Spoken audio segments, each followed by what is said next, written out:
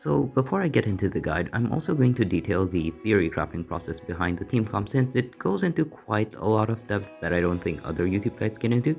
So without further ado, I skimmed through the abilities of the boss and it seems like during the bound phase, the boss is immune to all non-dark and steel damage, and during the unbound phase, the boss is immune to all non-light damage. So my first thought was creme because Mysterious Melody deals elementless damage, so it should be able to go through.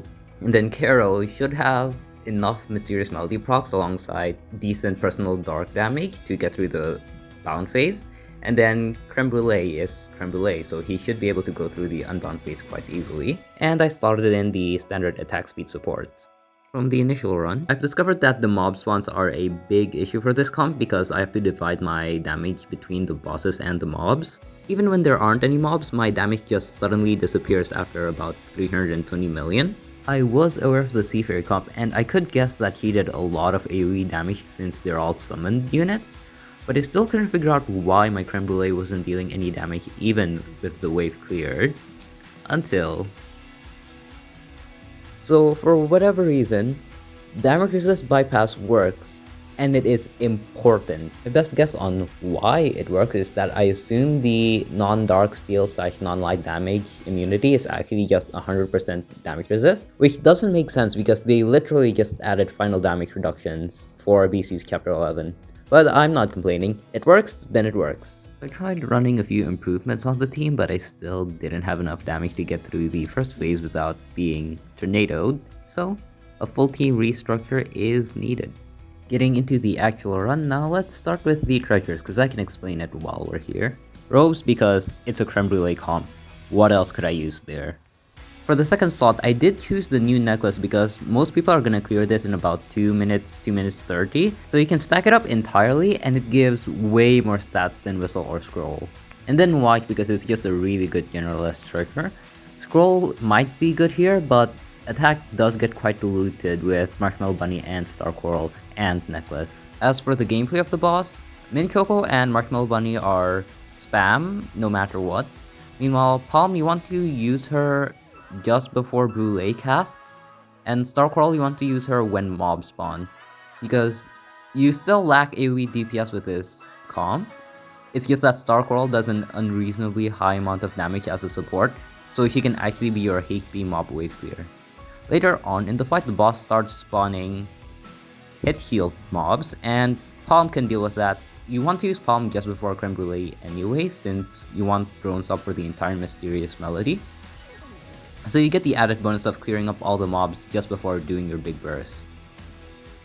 As for the tactical skill, you just want to use it whenever you're going to deal a lot of damage, so first of all, only use it when you're gonna do a 3 Accelerando burst, and second of all, I try to see if the conditions allow me to get a good skill off and I don't get blocked by mobs just like that, just so I can maximize the effectiveness of the attack speed buff.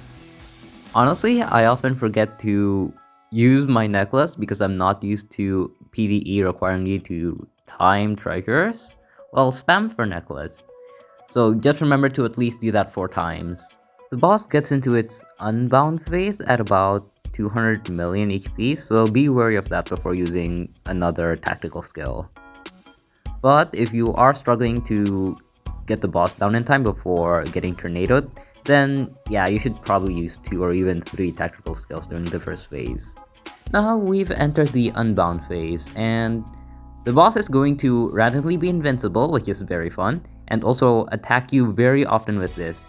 What you want to do with this is actually try to stall for as long as possible for a perfect, which I didn't really do but you should be doing, just so you can get your cooldowns back up, which is also why cooldown helps quite a bit with Creme Brulee, because with Watch, he's almost in sync with all of the sword slashes.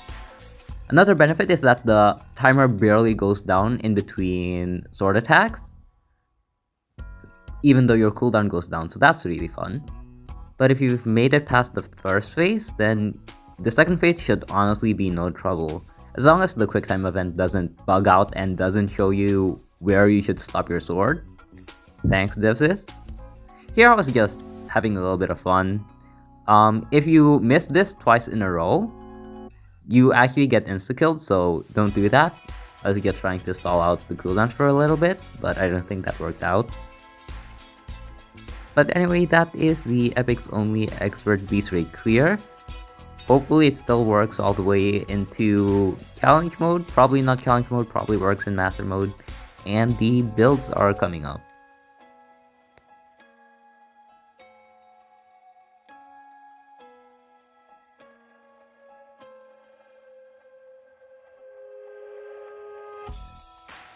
Also, I love how Hollowberry is dead enough till like 6 hours after Beast Raid started. I'm still top 100 with this comp.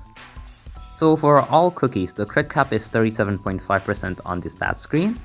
For Palm, you want the full bypass biscuit and then as much attack speed as possible while prioritizing max crit first.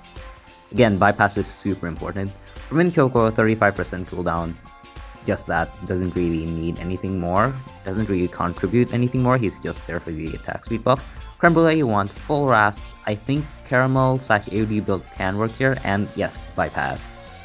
Very, very important, he needs bypass here. Star Coral's build actually matters, and I actually did level up her skill this time.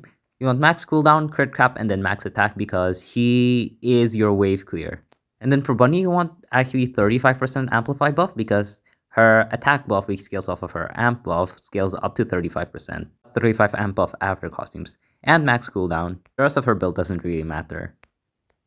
And that's about it for the guide. If you enjoyed it, make sure to like and subscribe because nobody else does shenanigans like this on YouTube. So, see ya.